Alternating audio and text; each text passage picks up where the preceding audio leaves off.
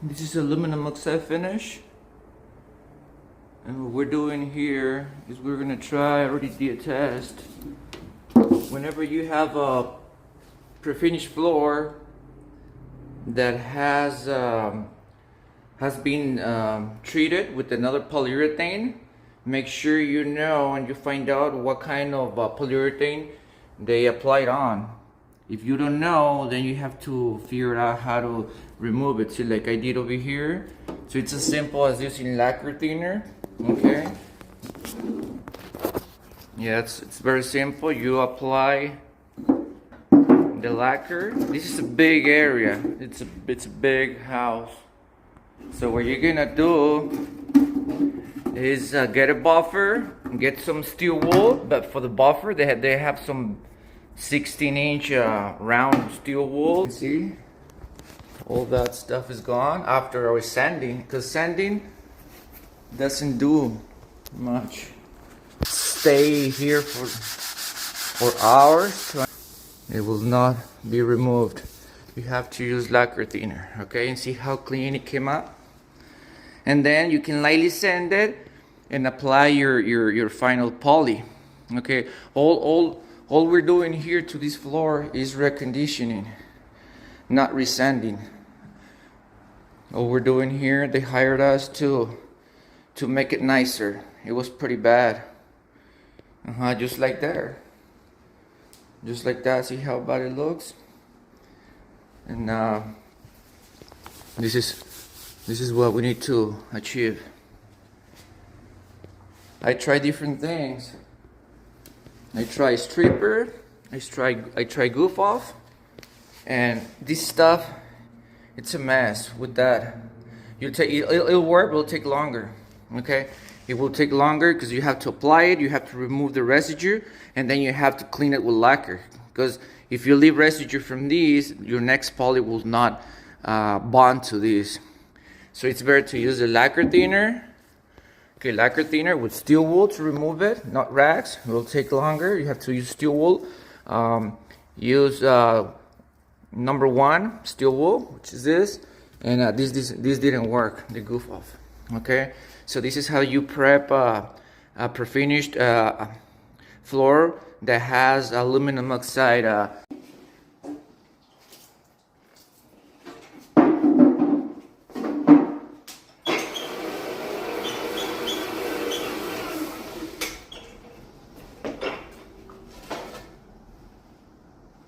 Steel wool, buffer for lacquer on the floor. Oh, the steel wool has to be one grade steel wool. Okay, 1 grade or 2 grade.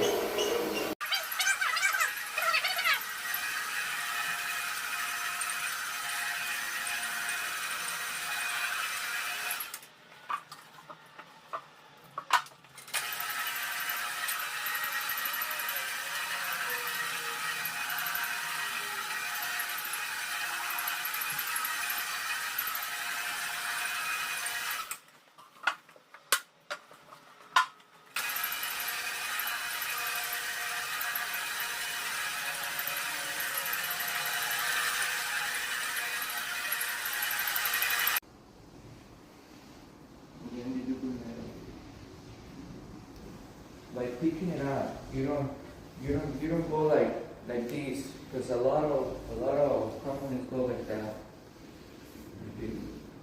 No, you pick it up. You pick the stuff up, go like that, and turn that, like so. So you're picking up the residue, not moving it around. And then once you feel, because you feel it, that it's getting a little cloth as well with the residue, you carefully flip it over like that. So you don't release anything on the floor. Okay, it's all cleaned up now. It looks a little hazy because I lightly sanded it. I have to touch up these areas because since we treated it to remove all that, we have some spots that need to be touched up. See those areas. and then we're gonna coat it. Okay, now we're gonna remove the residue. We already vacuumed. Now we're gonna remove the residue with this. Okay, that's just a little water to remove all the residue, so we don't have any residue that will create a coat that will be rough. Okay, no residue, a clean, smooth coating. I did a test there with my poly. You have to use something that bonds to this. I recommend this Lova. It's from Germany. Okay, I recommend this, and it's affordable. Oh, not that cheap, but it's affordable. About $150 a gallon. And see, I did a test there. This is just stuff that the fan kind of blew in there. You can see the difference between the other boards around it. Huge difference, right?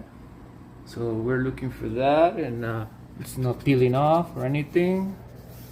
Already touched up areas, and I'm gonna go ahead and coat it all.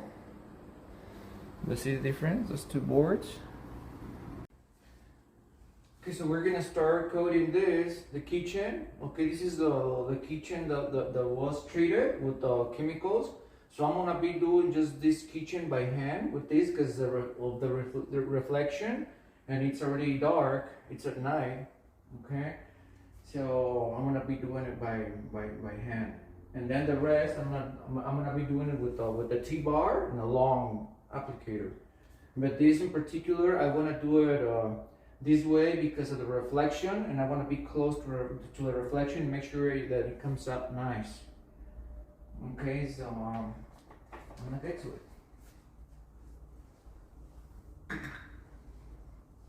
And also have in mind that this floor is distressed, so I have to make sure all the polyurethane covers the whole board.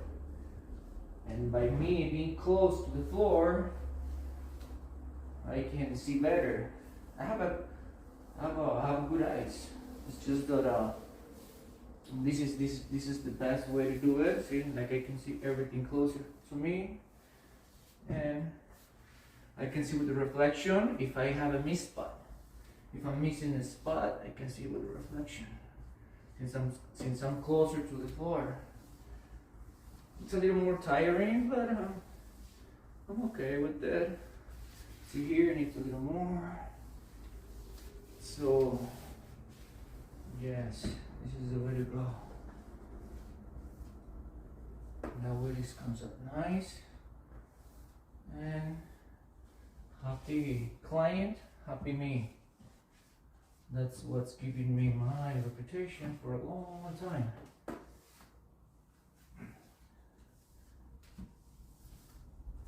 See, this is how we do it. Be careful with the edges, see? Cut it good, nice and good, so you don't have anything on the cabinets. So far so good. So far so good.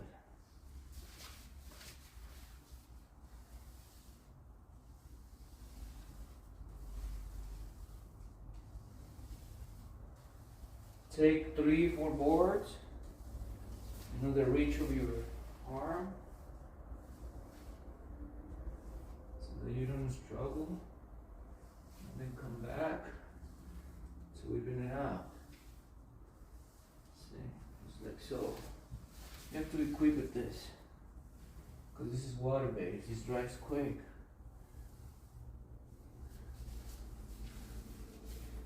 See? With the reflection here, I can see these spots.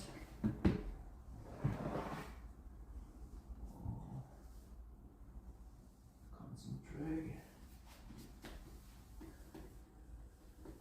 And making sure everything is nice and covered with polyurethane. And I'm on my socks because it feels good to be walking on a distressed floor with socks. I'm used to it.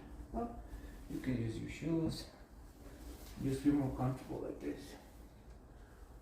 Reconditioning, and the way it was before, and the way this is it's after. Okay. This is all coated. It looks shiny because it's drying. But this is all done. I'm on the last part. Okay. But this was the worst, the kitchen. And look at it now. The way it was before, and the way it is right now. Before and after.